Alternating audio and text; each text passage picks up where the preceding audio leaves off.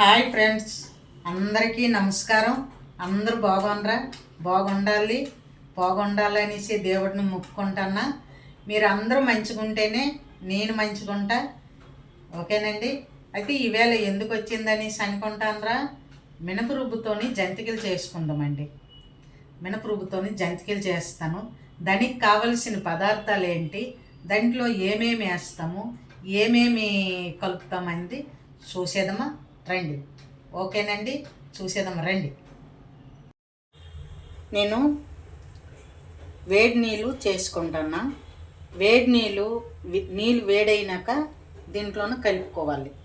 తర్వాత ఆయిల్ కూడా వేడి చేస్తున్నా. రెండు సైడ్లు స్టవ్ ముట్టించేసిన ఆయిల్ వేడవుతుంది. ఆ వేడి ఆయిల్ కూడా కలుపుకోవాలి. అంటే నేను పప్పు నానబెట్టుకున్నా, ఉడకబెట్టలేదు. ఉడకబెట్టి కూడా చేస్తారు పప్పు, కాబట్టి నేను నానబెట్టుకొని చేసుకున్నా. కాబట్టి వేడి నీళ్ళు మరగబెడతాను, వేడి నీళ్ళు కలుపుకుంటా, వేడి ఆయిల్ కలుపుతా దాంట్లో. ఓకేనండి. ఆయిల్ రాసుకుంటాను. దీనికి ఆయిల్ రాస్తే అంటది అనమాట.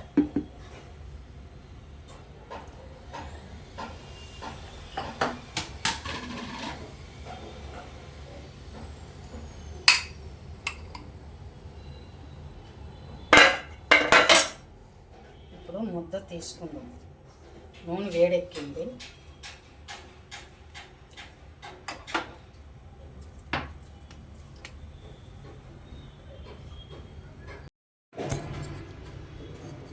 ఈ గ్లాస్తోనే గ్లాసుడు పప్పు వేస్తాను.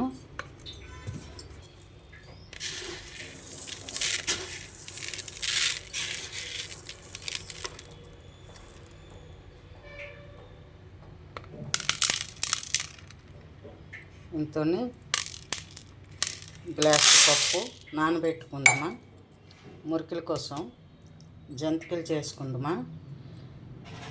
ఒక 4 గంటల సేపు నానబెట్టుకుంటే నానిపోతాయి. అప్పుడు చూపిస్తాం మళ్ళీ మీకు. కడిగిస్తున్నానండి. వాటర్ వేసిన, దీంట్లో వాటర్ వేసుకున్నా. ఇవి ఏంటంటే పప్పు మనం వేస్తాం కదా, వేసినప్పుడు మంచిగా కడిగేయాలండి.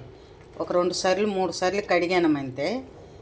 దీనికి పుచ్చకుంటా, అదే పురుగు పట్టకుండా వేవేవో పౌడర్లు, మందు పౌడర్లు అవి కలుపుతారు కదా, అదంతా పోయే వరకు కానీ మనం కడుక్కొనమంటే, ఇలాగ తేట నీళ్ళు వచ్చిన వరకు కడుక్కోవాలి. కడుక్కొనమంటే మంచిగా ఉంటుంది.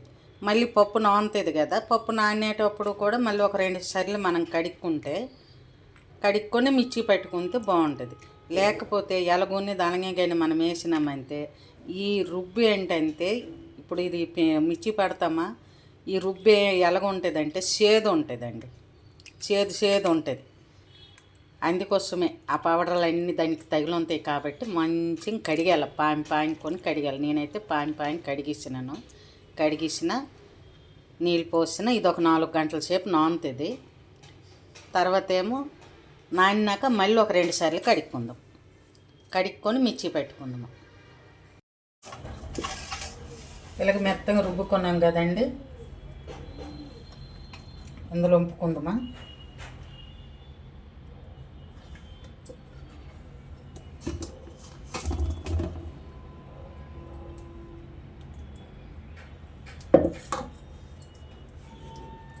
మళ్ళీ మిగతా పప్పు కూడా వేసి రుబ్బేదమా.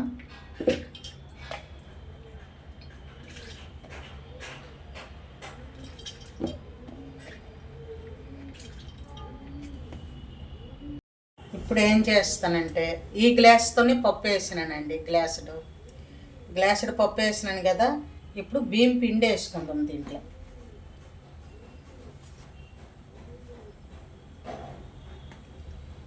ఇదే గ్లాస్తోని బియ్యం పిండి వేస్తాను, చూడండి.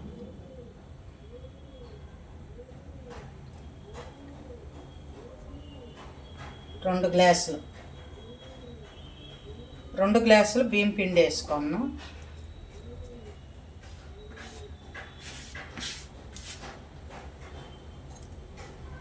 మళ్ళీ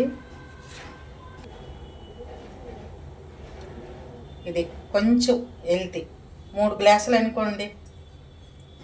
ఈ గ్లాసుతో 3 గ్లాసులు వేసిన దీంట్లో ఉప్పు వేసుకుందాం, తగినంత ఉప్పు.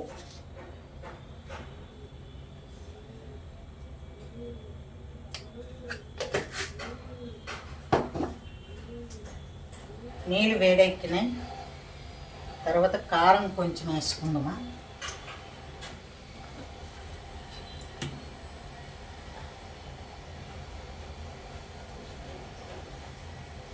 కారం కొంచెం వేసుకున్నాం. వామ్ అండి, వామ్.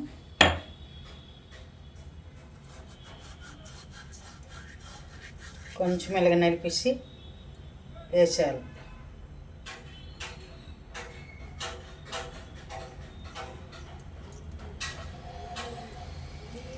వామ్ వేసుకున్న నువ్వులండి, నువ్వులు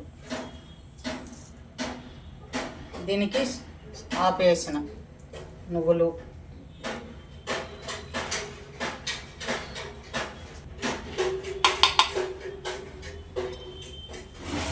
ఇంకా వేస్తాను, కనపడాలి కదా.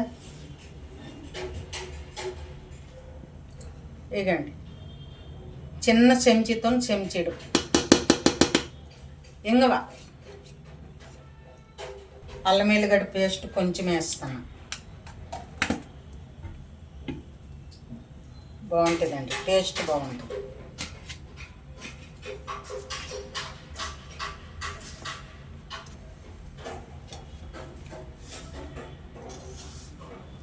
వాసన చూసినారు ఎలాగొస్తుంది. ఇప్పుడు కొంచెం ఆయిల్ వేడి చేసుకుంటాను నేను.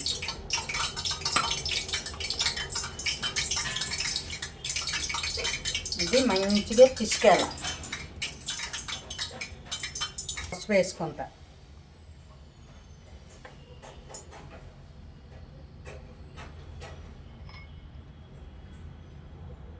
కొంచెం.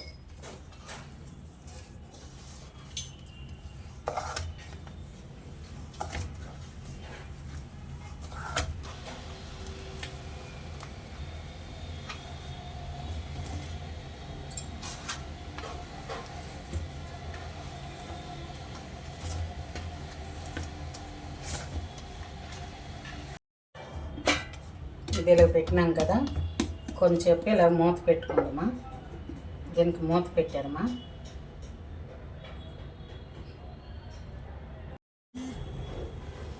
ఆయిల్ రాసుకుంటాను. దీనికి ఆయిల్ రాస్తే అంటది అన్నమాట.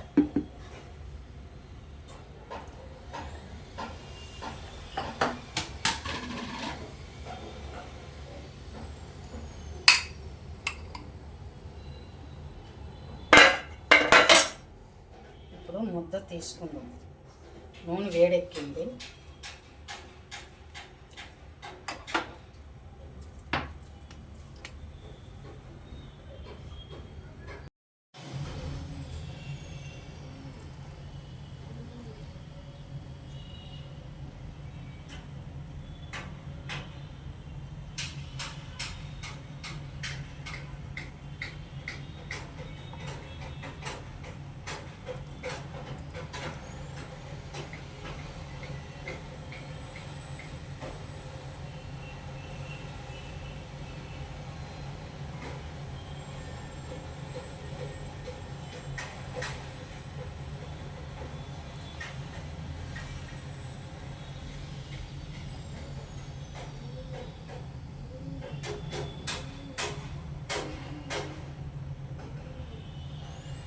ఇలాగా వేసుకుందామా.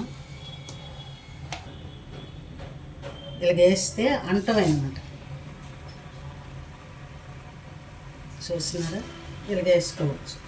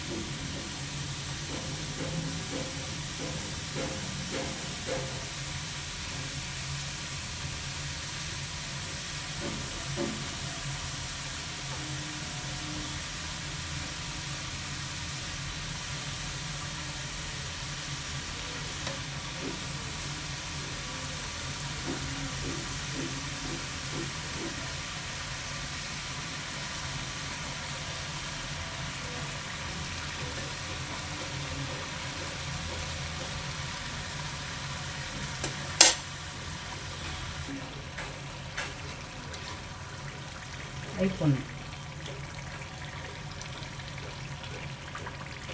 ఇప్పుడు ఇవి తీసేద్దాం.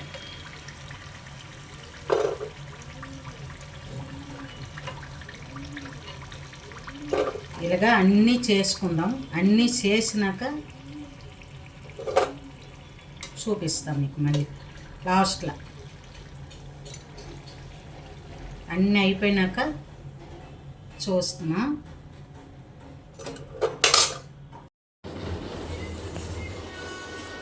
ఓకే ఫ్రెండ్స్, అయిపోయినాయి. గ్లాసుడు పప్పుకి ఎన్ని అయినాయి చూడండి. గ్లాసుడు పప్పులోన 3 గ్లాసులు పిండి వేసిన ఎన్ని అయినాయి చూడండి. మీరు కూడా ఇలా చేసుకోండి. ఇవి చిన్న సైజు చేసిన జంతికల్లాగా. మళ్ళీ పిల్లలు ఏమన్నారంటే మాకు పెద్దగా చెయ్యి అన్నారు. పెద్దగా చెయ్యని సంఖ్య ఇగో ఇలా చేసినాను. ఇది మా ఎత్తిసిందండి, మా మనవరాలు ఎత్తిసింది. ఇవి ఇలా చేసినాం.